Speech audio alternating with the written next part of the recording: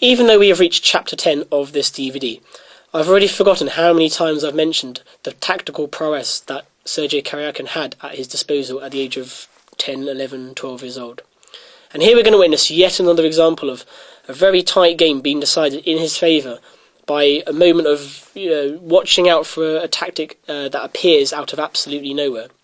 And here he's playing against, with the white pieces, against Viktor Komliakov. Clearly not a bad player because he's rated around the 2500 mark in the Governor's Cup round 13 back in 2001. And we reach the position here, as we see on the board, where white has this bishop pair against the bishop and knight, but black's knight is on a very stable square, and the black bishop is applying annoying pressure onto the pawn on f4.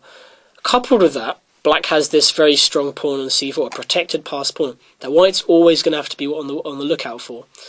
So clearly this position is roughly equal. I mean, I'm struggling to see how either side can really make progress. Yet the game was decided in just 5 or 6 more moves in white's favour. So how did that happen? Well, I think Komliakov was victim of yet another example of, I think I can do anything in this position and nothing can go wrong for me. So after a few sort of manoeuvring around like this, as we see, both sides just kind of manoeuvre. I think in this position, Komliakov just was playing sensible moves, but he wasn't really watching out for whether there were any tactical motives that were going to appear. So bishop e7, I mean, even here this is completely fine for black. But in this position, after queen h5 check, my guess is that black now played the next move very quickly, but it actually costs him the game. Where should black move the king away from check? Because I think I've given you a little bit of a hint already, but the obvious move actually loses, and I think this is what Karjakin was pinning his hopes on. King g8, the obvious move, defending the pawn on h7. White black correctly realised there were no checks along the g-file because all those squares are covered, but he missed a completely winning idea for white here. e6. Out of nowhere, white has managed to achieve a winning position. And the point is that now the bishop on c3 is open towards the black king, and white is threatening to play queen f7 checkmate. So why can't black simply take the pawn on e6? Well, can you see the winning combination?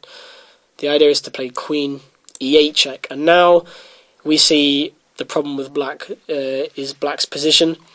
The queen, which was on d7 defending that square, has been deflected, and now in 2 moves he's going to be checkmated.